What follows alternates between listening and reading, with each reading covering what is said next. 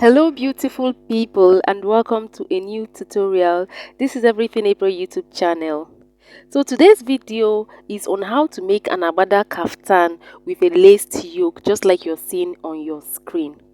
Now I want to thank all my subscribers. We have gotten to 1000 subscribers and I'm very thankful. Thank you for your support. Thank you for your likes, your shares and your comments. And if you're yet to subscribe to my channel, please do so now and don't forget to give this video a thumbs up. So to start, I folded my fabric into four. I'm cutting the front and the back together, and I folded this fabric the way you fold when you're cutting a kimono. I measured out the length and folded into two and then folded again into four. That is how I folded my fabric. For the width I'm working with, I need a width of 21 inches on fold, and the length of this top is 40 inches plus extra 1.5 inches hemming allowance, and that's what I have folded out. So on the start line, the line I drew, which acts as the shoulder line, I'm going to impute half of my shoulder measurement, which is 8.5 inches, plus extra 11 inches, which is the length of the sleeve I want, and I'm going to add 1.5 inches hemming allowance to that. So in total, I have 21 inches. I've measured out 21 inches. 1.5 inches is the hemming allowance for the sleeve opening. So from this length I've measured out, I'm going to come down by 1.5 inches for the shoulder slope, and then from the folded edge I'm going to measure the standard neck width, which is 3 inches, and then I'm going to connect the 1.5 inches I came down by to the 3 inches for the shoulder slope.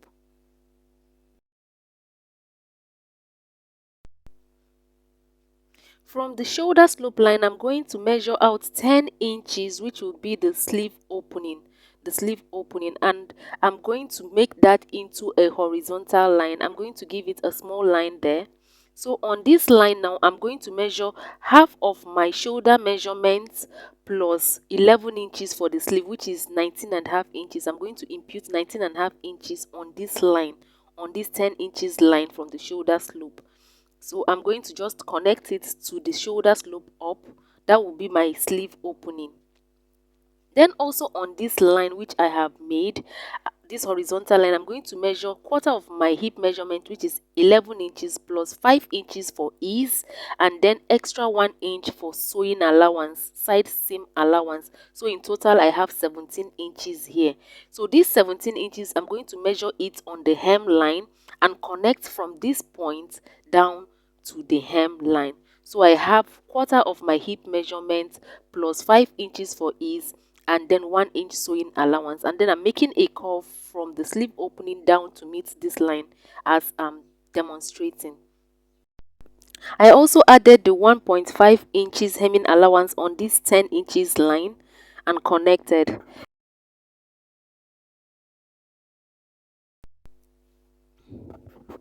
So for the neckline, I'm using a neck width of 4 inches and a neck depth of 1.5 inches for the back neckline. So I'll just make out the curve for the back neckline. I'll also remember to add half inches joining allowance at the shoulder for joining the front parts to the back parts. Half inches for the shoulder joining allowance.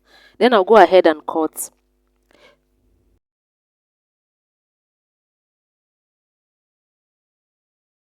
So this is it. This is the lower part, and before cutting I decided to reduce the ease to 4 inches. Remember, before I added 5 inches ease and then 1 inch for sewing allowance. So I'm going to measure out that extra 1 inch I imputed for sewing allowance. So I will have quarter of my hip measurement, which is 11 inches plus 4 inches ease and 1 inch sewing allowance. So I've reduced my ease to 4 inches. Just make sure that you make it in a way that the top will be free. I don't want it to be too free and I don't want it to be too tight. That is why I reduced the ease. So I'll go ahead and cut out. So I'll cut out, but I will not cut out the neckline. I'll cut them individually. So I'm going to just cut out the other part. I'll separate the front from the back and then cut out the back neckline. I have separated the front from the back and I've cut out the neckline for the back. So this is the back piece. So for the front piece, the neck width is the same with the back, 4 inches. And for the neck depth, I'm using a neck depth of 5 inches. So I'm going to square this out. I'm measuring 5 inches by 4 inches. I'm making a square.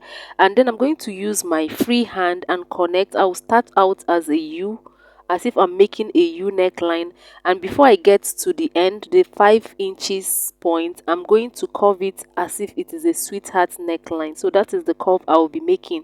So if you check the thumbnail, you see the neckline. So that is what I'm doing. But if you want, you can make yours into a U shape or whatever shape you want the neckline to be in front. So just 1 inch before the 5 inches point, that's where I made the curve, as if I'm making a sweetheart neckline. So I'll go ahead and cut out the neckline for the front as well.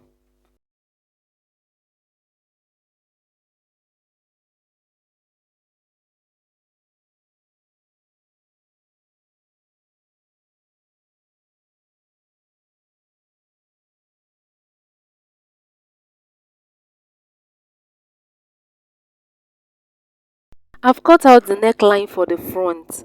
For the back piece, I'm going to cut out a facing. So I folded a small piece of fabric underneath, unfold, and I'm tracing out the neckline of the back part on this smaller piece I have folded.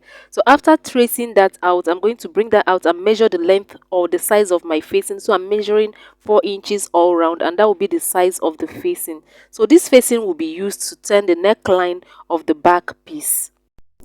For the front piece, I folded a pattern paper. I folded my pattern paper in two. I'm not cutting the fabric yet because this is going to be a yoke in front. So for the length of the pattern paper, I have up to 19 inches, and for the width, I made sure that from the neck width, I have up to 5 inches along the shoulder. So I'm going to trace out the neckline and the shoulder part just like I did for the facing for the back. I'll first trace this so that the shoulder and the neckline of this paper would be the same with the front piece. So I've done that, and this is, they now have the same neckline. So what I'm going to do now is to measure out what I need.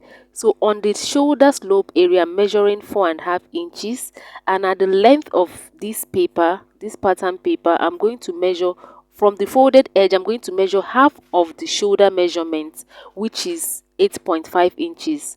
So I'm going to measure that out so that it corresponds with the measurement I have on the shoulder area.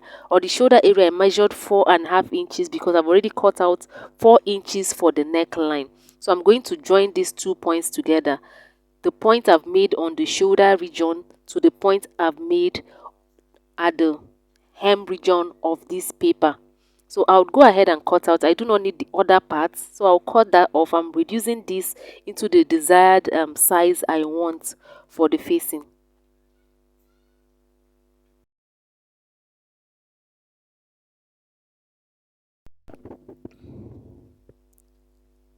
Now I'm going to mark out the actual length I need.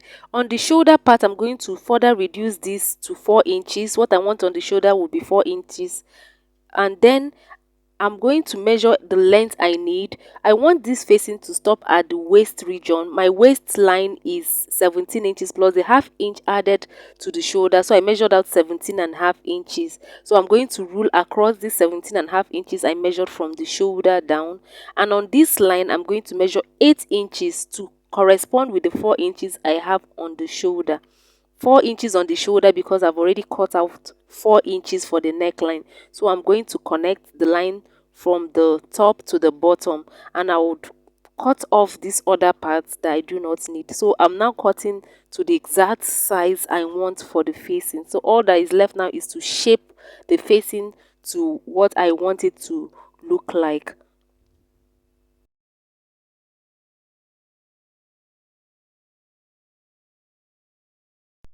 So now to shape, I'm going to measure from the shoulder to 5 inches of length. I'm going to note that at the tip of the paper, the 5 inches length, I'm going to note that at the tip of the paper.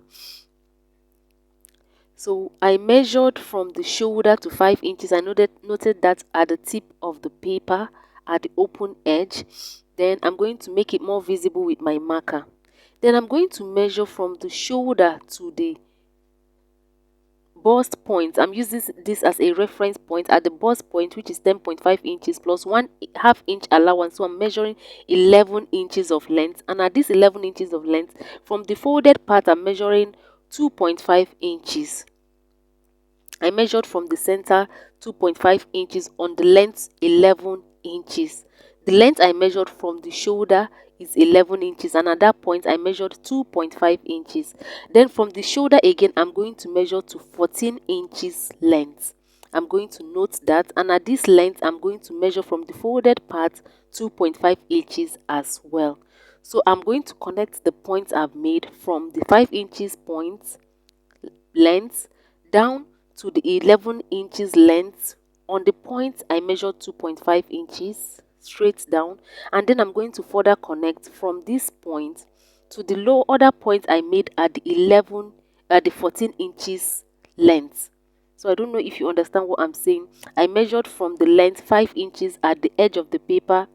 I connected down to the 11 inches of length, and then down to the 14 inches of length at the points I measured. Then I'm going to measure another length, which is 15 inches, and I'll be noting this length now at the folded edge of the paper. At the folded edge, I'm going to note this 15 inches, and on a slanted manner, I'm going to connect from where I stopped at the 14 inches down to the center of the paper. So don't worry if it's not visible. I'm going to make it more visible with a marker. So I'm just making this first, then I'll use a marker to make it visible.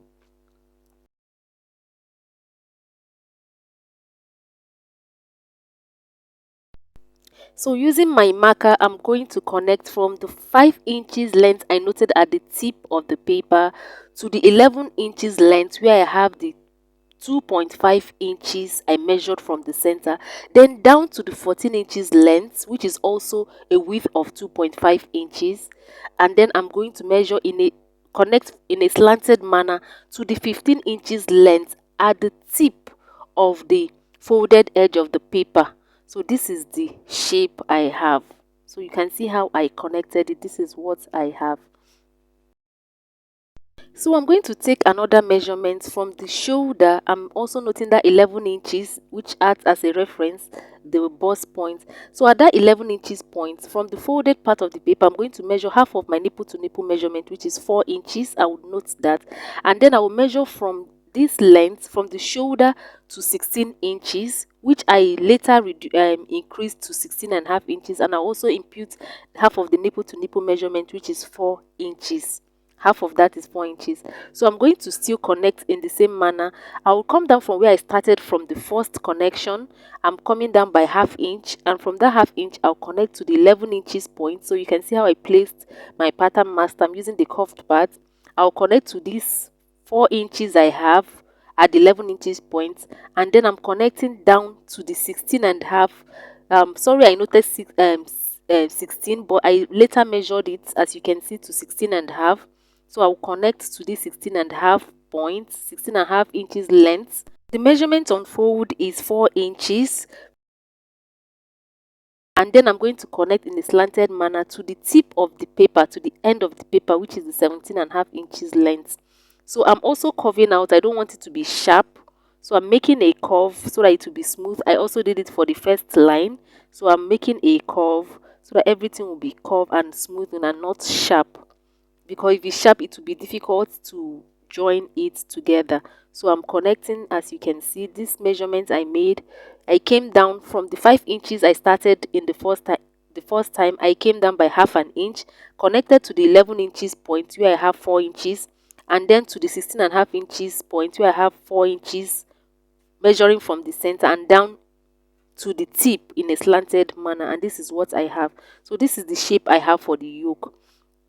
The bigger part I'm going to call yoke 1, and the smaller part I'm going to call yoke 2. That is because from the thumbnail you can see that 2 different fabrics are used for the yoke. So the larger part will be the yoke 1 and the smaller part will be the yoke 2, just to differentiate for us to understand what I'm doing.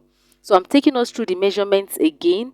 At the shoulder area I have 4 inches. From the shoulder to 5 inches is where I started curving out for the yoke one, and at the 11 inches point I have 2.5 inches for yoke one, and at the 14 inches length I also have 2.5 inches, and then down to the 15 inches length.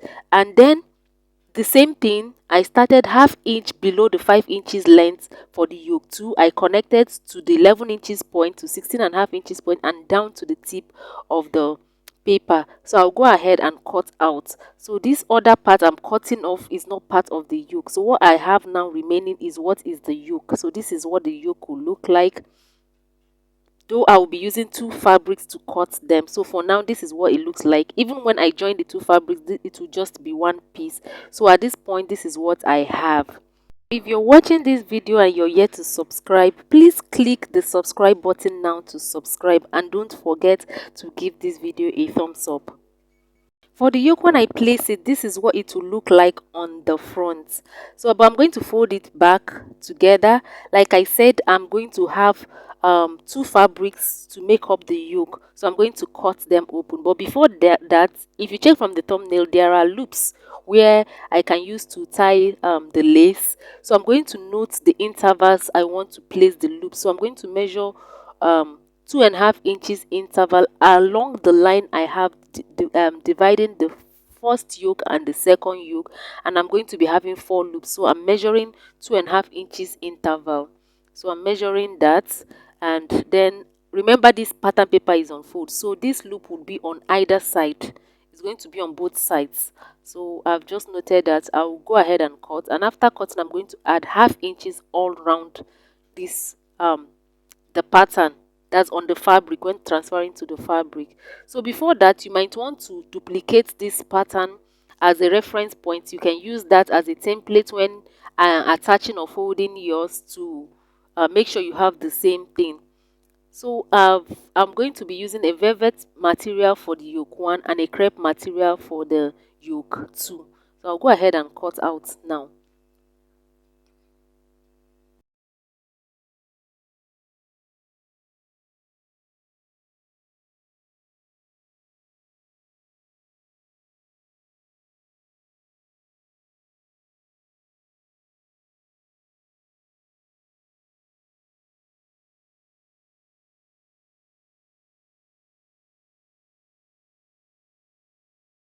Separated the yoke 1 and yoke 2, and I've cut on my fabric. I also added the half inch all round like I said. So I added my allowance, and I also have my templates just in case I need to make reference to it. So I also have that.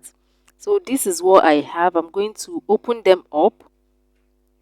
Like I said, yoke 1 is a velvet fabric and yoke 2 is a crepe fabric. This is for me to have that contrast, just like the one on the thumbnail. That's why I used two different fabrics for this. So I'm going to iron fabric interfacing. I'm going to iron stay to the two yokes, the two fabrics for the yoke.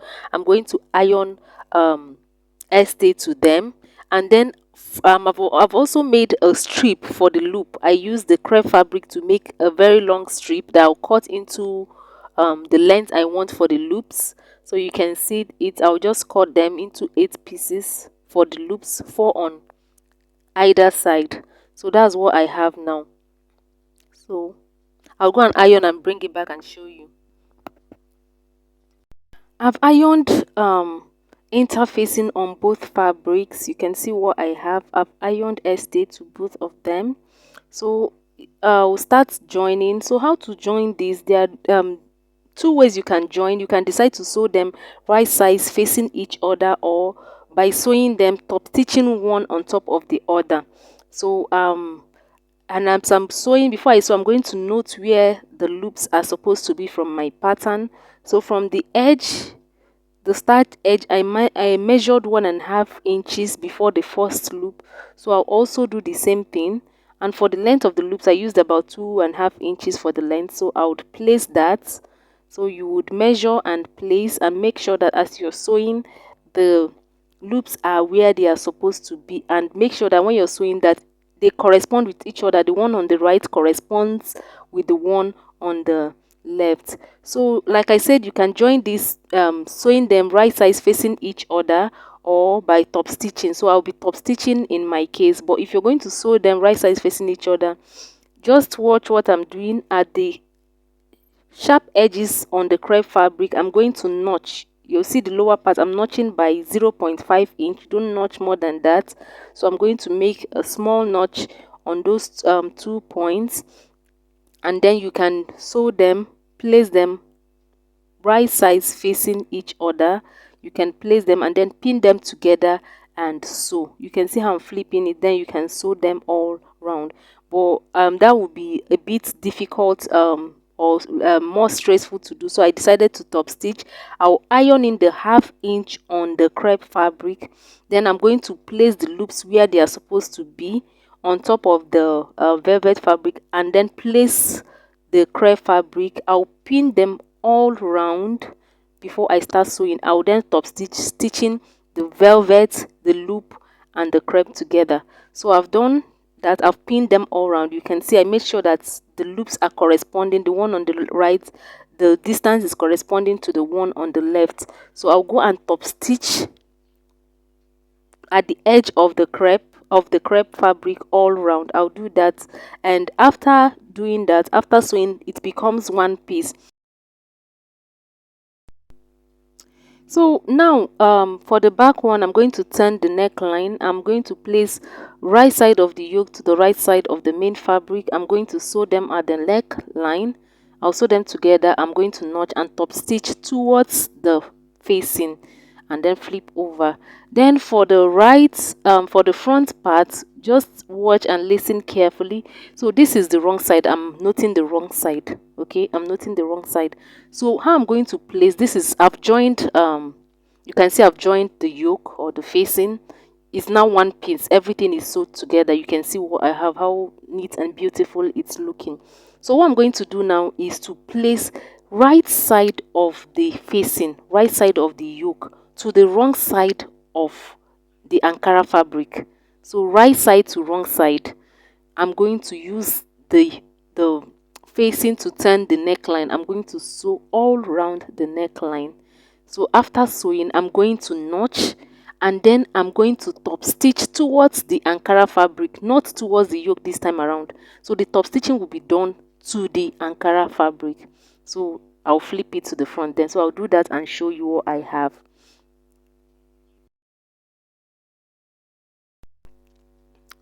So to this top, I will be adding front outer front pocket.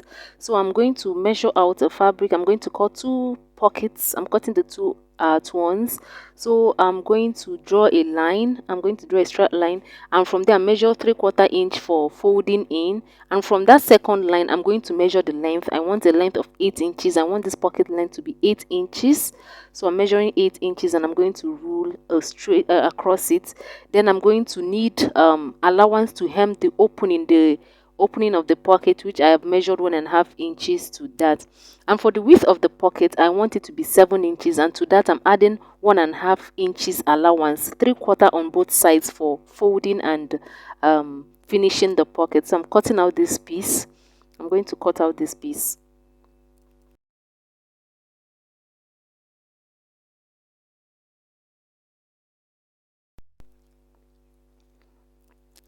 I'll split them open. I'll split them into 2 because I'm making 2 pockets. Now I'm going to note the wrong side and then the front side of this fabric. So to the front side, I'm going to just measure out the allowances. So from the top, I'm going to measure out that 1.5 inches I have for hemming the opening, the upper part of the pocket. I'm doing that for both of the pieces I have. So I would fold that into 2 just to hem the outer part. So at the lower part, the 3/4 I measured at the back, I'm going to repeat that 3/4 inch. I'm measuring it out. So this part will be folded in because this pocket is going to be an outer pocket. So I'll fold it in. I'll iron this so that it stays in place. At the sides of the pocket, both sides, I'm going to measure out 3/4 inch, so that I will have my the 7 inches width I want for the pocket. So I'm going to measure this. What I do for this piece, I will do for the other piece. So I'll also fold this in. Just watch how I'm doing this. I'm going to fold it in, use iron to make it stay in place. So I will also hem the upper parts. I'll fold into 2 using the 1.5 inches I have to do that. So that's it for the pocket. So this is the front part. You can see how beautiful it's looking already. I'm not even through with it. It's looking so beautiful. I've ironed.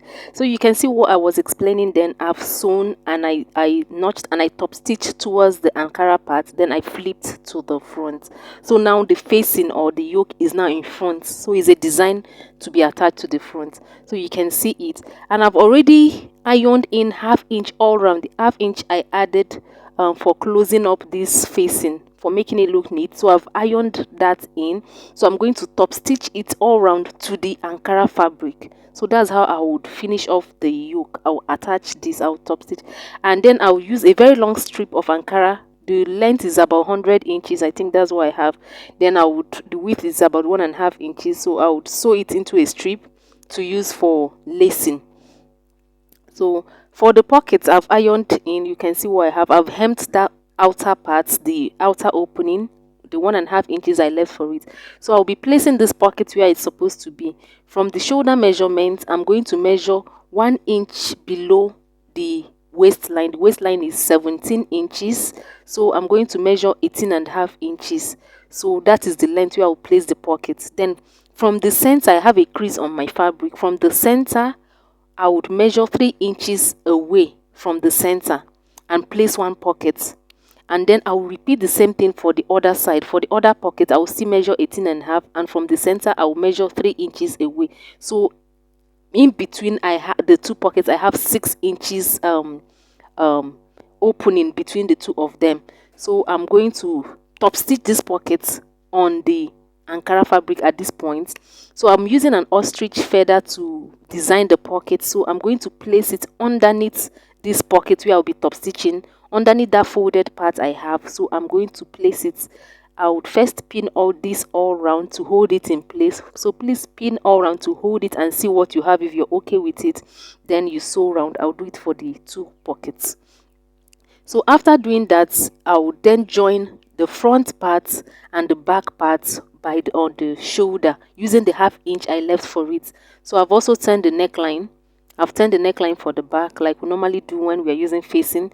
So the way I'll join them, I'll place them right sides facing each other. I would hold them on the shoulder and then flip the yoke of the back part to the other side and then sew all down to the end, and then I'll hem the sleeve opening, sew the sides using 1 inch seam allowance I left for it, and then hem the lower part. So for this top, I made a native trouser, a shokoto trouser, a trouser with drawstring. So I have a video on how to make a native trouser on my channel, and I'll be dropping the link in the description box. That's exactly how I made this trouser, and it has inner pocket and drawstring. So it's a very easy to make trouser. So this is it, guys. I've done everything. I've laced it. You can see how beautiful it's looking. The top is looking. So I've added my lacing to it. I can tie it, or you can tie it anyhow you want. I've finished up everything. I hemmed the lower part. You can see the pockets. You can see how beautiful it is looking. So thank you guys for watching. I'm very sorry that this video is this long, but I couldn't make it any shorter. So thank you for watching. If you enjoyed watching this video, please give this video a thumbs up. If you're yet to subscribe to my channel, click the subscribe button now, and also click the notification bell beside the subscribe button so that you'll be notified every time I upload a new video. And please check out other interesting videos on my channel, share with your friends, and don't forget to give this video a thumbs up. Thank you for watching, and I hope to see you in my next video. Bye.